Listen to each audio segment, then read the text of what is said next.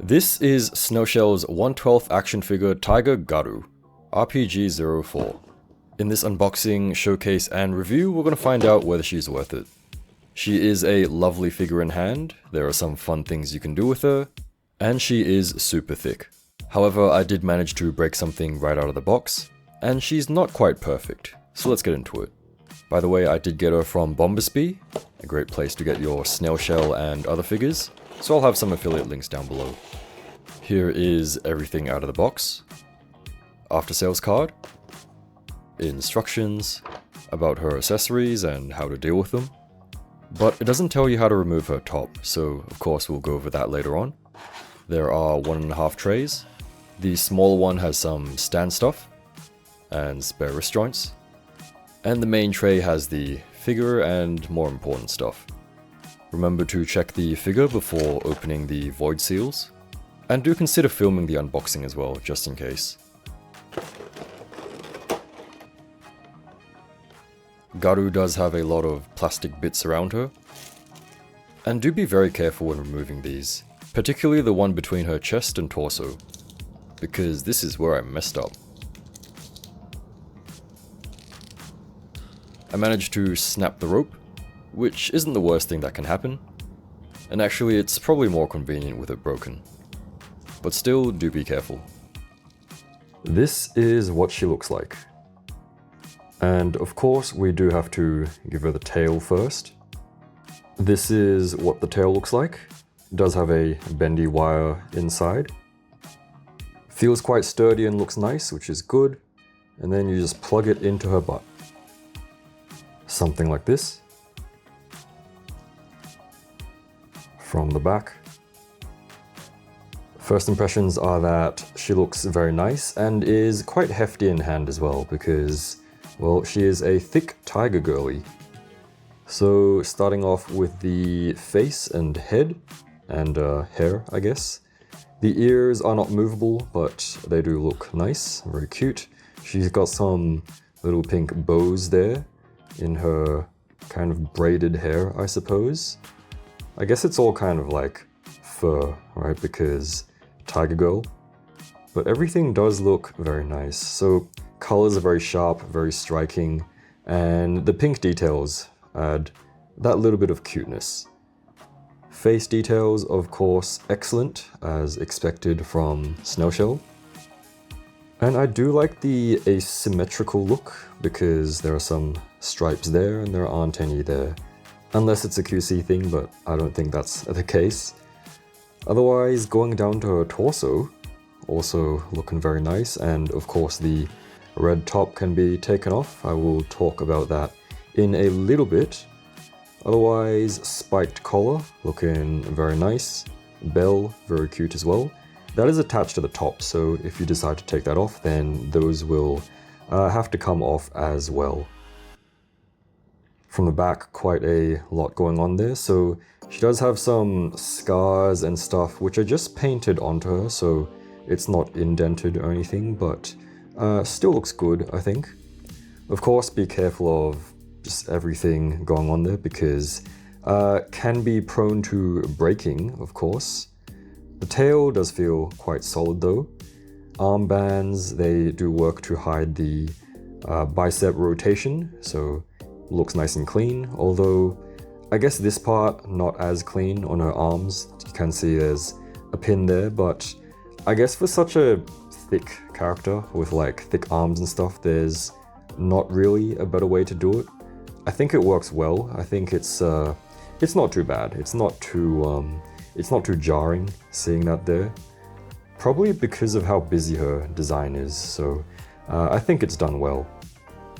Of course, there is some shading around the clothing and the body, and the paws are quite well done as well.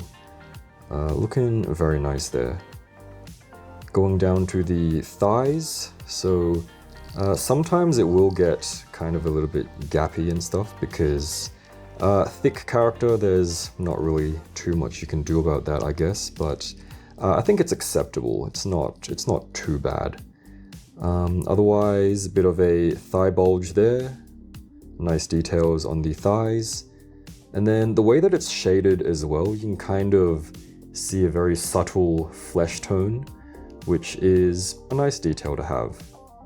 A little close-up of the feet there for the fans, of course, as per Snail Shell standard. Quite well done, although I'm no expert.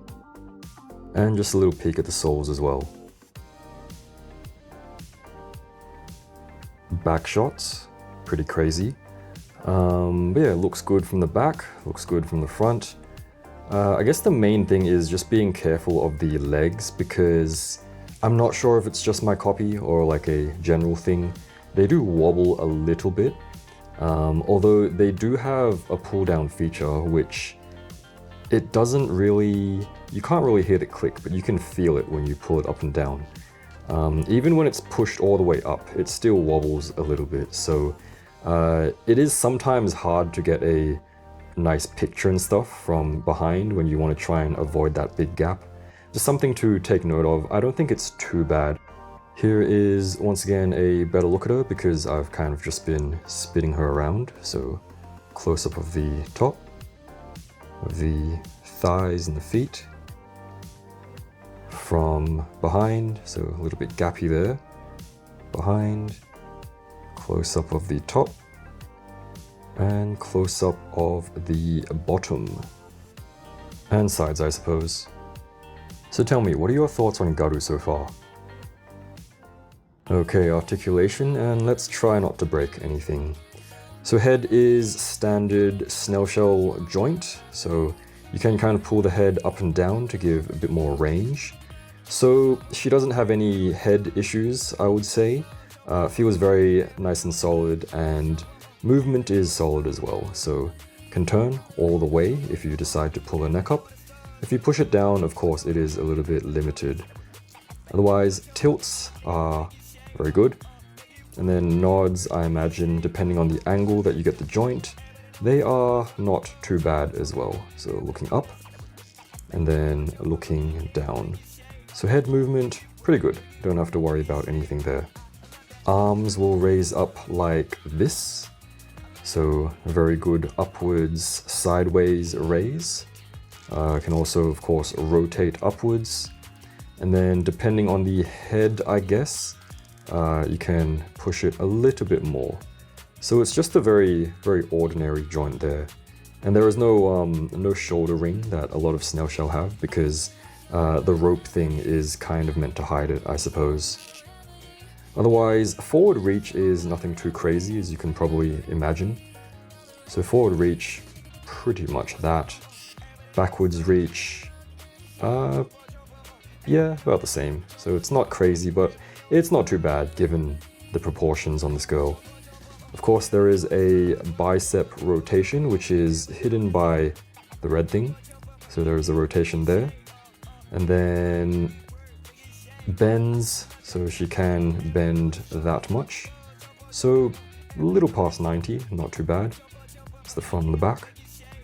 This thing here, I believe, is on a dumbbell, so it does actually have very good range. So up, down, up, down again, I suppose, and you kind of just rotate it all the way around, which is nice. Just one more thing I gotta mention is that she won't really be able to have her arms fully down by her sides. You can kind of rotate them inwards a little bit to make them not flare out as much. So this arm here doesn't flare out as much as this one. But it kind of depends. I don't really mind it too much because, once again, very bulky proportions. For waist articulation, honestly, nothing really goes on there, because even if you don't have this thing, so this thing is broken on my copy, even if you don't have the top there, I don't think it'll rotate that much. And of course, be careful of the scratching that may occur. As you can see, there is a little bit of a scuff there, so it will kind of scrape off the matte coat if you move her too much. So with the top and kind of the strap, she can rotate this much, which isn't a whole bunch, and if the strap wasn't broken, it might be limited a little bit more, or you might risk breaking it, so just be careful there. Otherwise, tilts, tiny bit. And then what else is there? Forward bend. So forward bend is doesn't really happen, to be honest. So forward bend, backward bend. All right, so I feel it's quite similar to Zombie Grisa if you have her. So torso, don't really expect too much range, although we'll see if it improves once we take the top off. Of course, the tail will just rotate. It does stay in fairly firmly, which is nice. It looks like it wants to fall out, but it doesn't fall out. So of course you can just bend it every which way. Thighs, forgot to give you guys a little peek, although we'll see everything in a little bit. Of course she does have pull down legs, which again you can't really hear, but I can feel it pulling down there, and you can kind of see it as well. So pulling down the legs, just checking, yep, that one is pulled down as well. That is what they look like. So even when pulled down, the gap isn't too bad depending on how you position it. So splits like that, nothing crazy. Let me see if I can, so you kind of rotate it and get a little bit more range. Of course she does have thigh rotation, which is a little bit tight, but you can kind of do something like that for a split. And then of course, kicking forwards, let's see, so be careful of the L joint, of course, see what position it is and don't force anything. So kicking forwards, you can kind of get that much. And then kicking backwards, something like that. So it's not a crazy kick or anything, but I think it does work. Once again, giving some, what am I trying to say? There goes the tail. Accounting for the thickness, I think it's not too bad. So thigh rotation, of course, double knees. Doesn't really bend too much, but I'm sure you'll still be able to get some fun poses and things. So feet up, down, rotate all the way around, and then depending on the angle, you can pivot as well. So what do you think? Is the range sufficient or not? For faces, Garu has 2 total, a little bit unfortunate, but I think they look nice. By default, she has a neutral face with a tooth sticking out. So super cute face, very nicely detailed as expected from Snail Shell. She does have movable eyes, which you can move using this stick. Simply plug it into the back, and then you can move it around.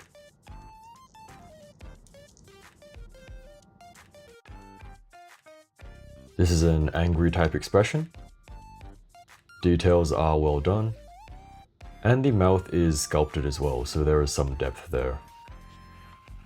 You can't really tell when the hair is on, but the eyebrows are different too.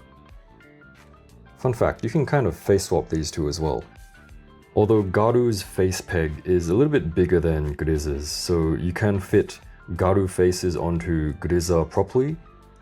Grisa faces on Garu are kind of a tight fit. You can also put Grisa's hair on Garu. The other way around won't work though. Garu has 3 pairs of hands total. By default, she's got these regular, kind of relaxed, holdy hands, so they can be used to hold stuff. Let's see if we can pop them off. There we go. So that is what that looks like. That one was a little bit more difficult, so use heat if you feel you need to. She's got these big claw type hands. Well, I mean, she's got big claws anyway, but these are clawing type hands. Good for fighting poses and stuff. Finally, she's got fisty hands. She has a fishbone skeleton thing, which she can use to whack people with.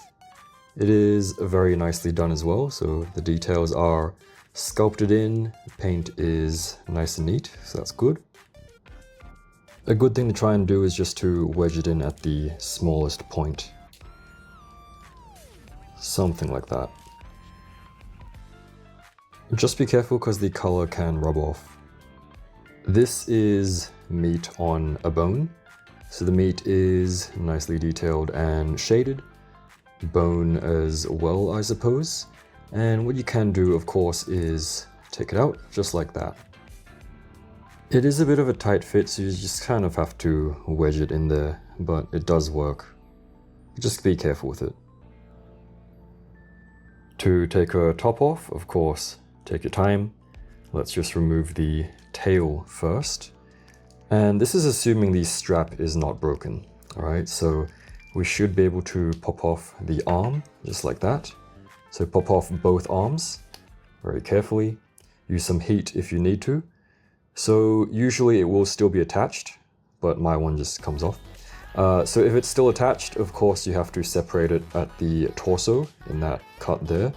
So imagine it's attached. So what you should be able to do is be very careful where you grab as well. So just like that, hand underneath on the tummy and the butt, and then just pull her apart. Usually this part will just be attached there. You can take this off. If you're wondering, this is, well, without the arms. This is kind of what it looks like without the strap. And if we want to remove the top, of course, head needs to come off as well. Okay, so once again, just nice and gently. There we go. Although, that's not very good, is it? I mean, the stress marks are on the back of the head, so it doesn't matter too much. When taking the heads off, good practice, which I don't usually do because I'm lazy, but if you want to take care of your figures, what you should do is take the faceplate off first and then pull it straight out like that. So pulling the head off just like this should be a little bit better. So it comes out normally just like that. But anyway, should be able to just take this thing off just like that. Okay, so the top, that's what the top looks like. Nothing fancy there. With everything back on, this is what she looks like. So unfortunately, no details, although you can kind of see there is a little bit of rubbing from the top there. So I guess that kind of counts. Tummy details are very nicely sculpted as usual. Back shots look something like that. So articulation, if you were wondering, then tilts, still kind of average. And then forward and backwards bend, honestly, I think it's pretty much the same. So rotation, yeah, it's very similar. Although once again, be careful of the plastic rubbing together. For height, Garu is about 14.75 centimeters, or 5 3/4 of an inch. So what do you think? Is she worth it? I do think she is a gorgeous figure, and if you don't mind the somewhat limited articulation, her low-key furry kind of look, and somewhat complicated rope bits, then she is absolutely worth it. If you like to grab some figures, I've got some affiliate links down below. We do have a Discord with sneak peeks and chit-chats and stuff via YouTube membership or Patreon if you are interested. And there are some updates and things as well on Instagram at NOGOODFIGURES. Anyway, thank you for watching, and I'll see you again next time.